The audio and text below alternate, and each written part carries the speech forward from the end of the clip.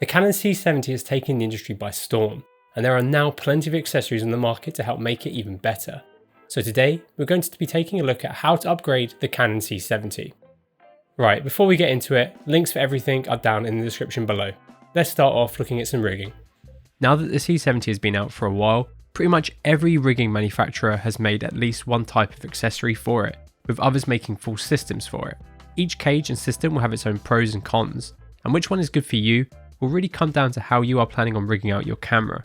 However, there are a few standout pieces that we really like using with the C70 that we will quickly go over now. First off is SmallRig's portable kit. This is a really great affordable kit to grab if you want a simple base plate, and top handle.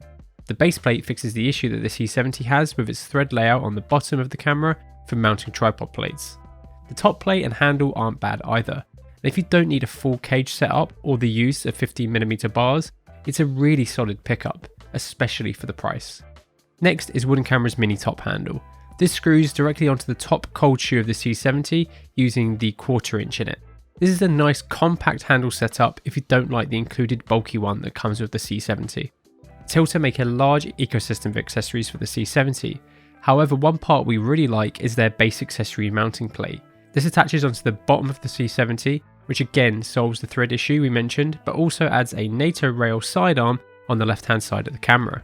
And this could be really handy depending on how you want to configure the camera. At just £25, this is a great piece of kit to pick up if you don't need a full cage, or it could be the start of a system that you can add to and build out. Lastly, Vocas make their top hand grip kit. This comes with a top plate and top handle. It is more expensive than the SmallRig option, but it has more options for rigging and accessory integration. It features a large range of mounting points for mounting whatever you need to get on your camera. While we don't really think the C70 is going to be used much on the shoulder, one way we suggest to do so is to get an EVF onto it by using this top plate kit paired with Wooden Camera's UVF mount V2, and it works well together while not being massively expensive to pick up. When it comes to audio solutions, you have a few options with the C70. The camera features 2 mini XLR ports, which is really handy to have on the body, but you will need mini XLR cables to get your full-size XLR microphones into the camera. For this, I would either recommend the Blackmagic Dual Pack, which is great if you need 2 or want a spare, or you can buy them singularly from Direct Cables, links below. These are both 50cm long, which may be a little long for some runs, so I would suggest picking up something to help tidy the cables. We've mentioned Kippertie's smart cable wraps before, which are basically just bongo ties with a 1/4 inch female and male thread on either end. However, I also really like these sprig tidies too. These just push and twist into any 1/4 inch thread and will make cable runs so much cleaner. These will also be available in 3/8 inch soon too, but currently a pack of 6 of the 1/4 inch versions will only set you back about £18. So they are an affordable accessory worth picking up if you want to tidy up your rig. Alternatively, Shape has released a mini XLR male to XLR female cable which is only 9 inches or roughly 23cm long, which is pretty much half the length of the previously mentioned cables. I don't like just leaving these cables hanging, so I think using something like this Pico clamp from Manfrotto, which you can mount onto a cage and then clamp the XLR cable into it so you can just plug your XLR source into it when you need to, will be a great solution. All you need is a 1/4 to 1/4 inch screw to mount onto the cage and then twist the clamp down onto your XLR cable. This clamp is seriously awesome though and could be used for a range of other things. It's seriously a hidden little gem in the Manfrotto lineup. Another good option for the converting the mini XLR ports to full-size XLR ports is Wooden Camera's A-Box. This can mount onto the side of your camera when you're using a cage and will provide 2 balanced XLR inputs. Just make sure you grab the C70 version of it. The camera also has a 3.5mm mic input, which you can use with any of the existing 3.5mm on-camera mics or wireless systems, depending on your configuration. Whether you should use this or the XLRs really depends on how you want to set up your rig. So it's really worth thinking about how you're going to build out your camera if you plan on using multiple audio devices, such as mixing a wireless receiver with an on-camera mic. If you want some more tailored advice, I suggest getting in touch with our experienced team so we can recommend exactly what you need. I think we've mentioned Tentacle's Trackie and Synchy during every how to upgrade video, and that's because they really are an awesome timecode system. It's a great way to record timecode synced audio with the C70 without adding on loads of bulk. To do this, you can easily mount the Synchy on camera with it plugged into the timecode port on the right hand side of the camera, and then pair a Trackie or another Synchy via Bluetooth using their app. And there you go, you're all set up. One huge feature of the Trackie is the ability to record 32-bit flow audio. This essentially captures a massive range of volume, so in post you can bring all of what would normally be clipped or lost in the noise floor back by normalizing it in a program that supports it like Audition. It really is a revolutionary feature, and if you're a solo operator, it could be an awesome thing to have if you don't have a sound operator on set with you. When it comes to monitoring, the C70's LCD isn't the greatest, though it is helpful to have, especially for the touch autofocus. Luckily, there are ways we can improve monitoring the image of the C70. Let's first look at what we can add to the monitor to make it better. Zacuto make one of their Z finders for the C70, and they've done this with plenty of cameras in the past. And this one for the C70 mounts onto the camera strap hook, which means you can use it independently of a cage or of any other cages. It's an alright option if you want to make use of the LCD screens in EVF, but a dedicated EVF is always going to be better.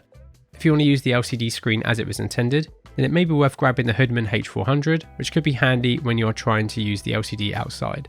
When it comes to using external monitors on the C70, you can use any HDMI monitor that you want to. However, 7-inch monitors are a touch large on the C70 due to its compact size, so I normally suggest 5-inch monitors, but this is going to be personal preference. Which 5-inch monitor we recommend will depend on your budget and what features you require from a monitor. Wooden Camera makes quite a nice monitor mount specifically for the C70, which is attached onto the top cold shoe to provide a really compact setup.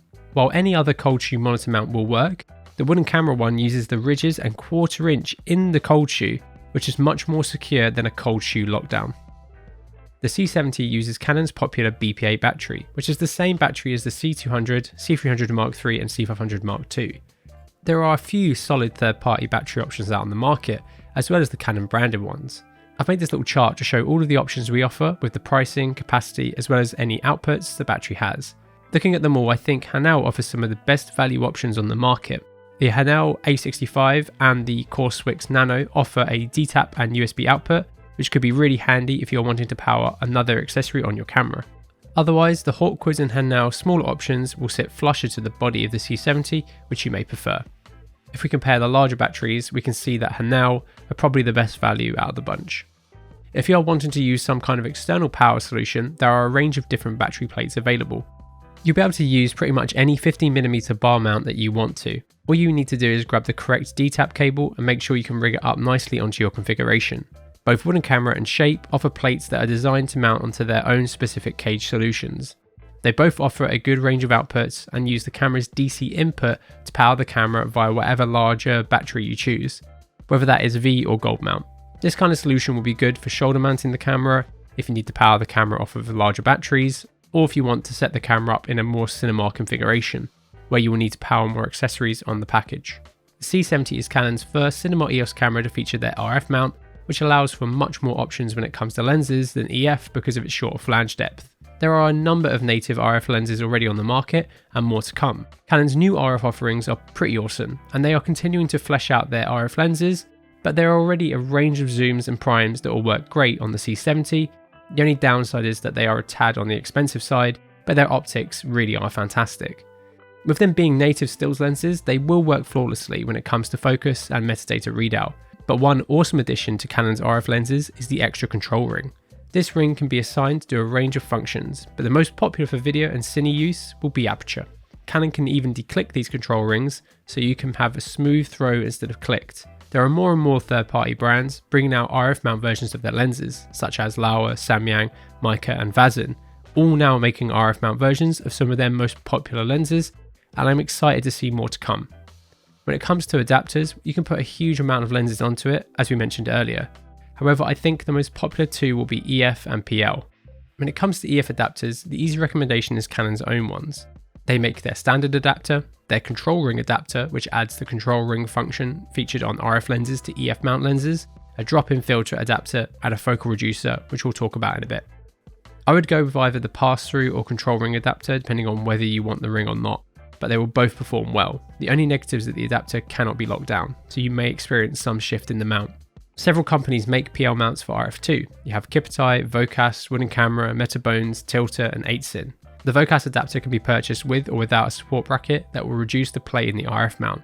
This mounts using the same points the focal reducer uses on the front of the camera.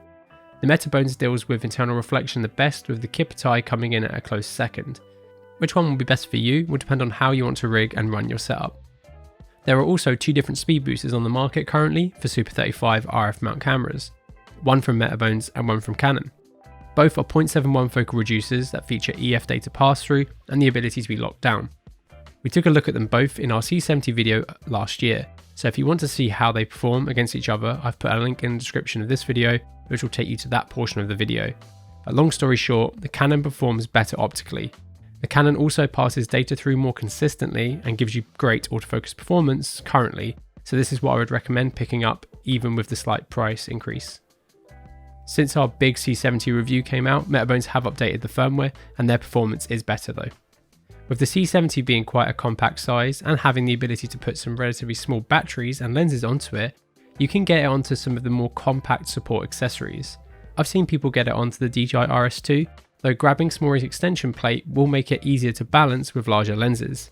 When it comes to tripods, you can really grab anything that can handle the C70's light payload of just over 1 kilogram. What we recommend though will come down to how much you're wanting to invest into a tripod system, as well as what you plan on attaching to your C70. But here are 3 recommendations based around 3 different budgets. If you want some more tailored advice, get in contact with us.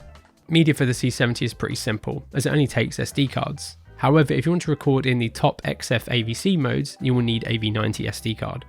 From what I've seen during our testing, as well as feedback from people in various Facebook groups, some of the most reliable options seem to be Angelbird SD cards at 128GB upwards, ProGrade and Sony's Tough cards. However, regular SD cards will work with some of the lower data rate formats, so just grab whatever you need for whatever format you want to record. The Canon C70 is a fantastic camera, and we hope this video has shown you some of the key accessories that can make it even better. Our showrooms are now open fully, so get in contact with us if you'd like to get your hands on the C70 or any other kit via the contact details in the description. Let us know how you've rigged up your C70 down in the comments below, and to stay up to date with our upcoming content, please make sure you hit the subscribe button and notification bell, and thank you so much for watching.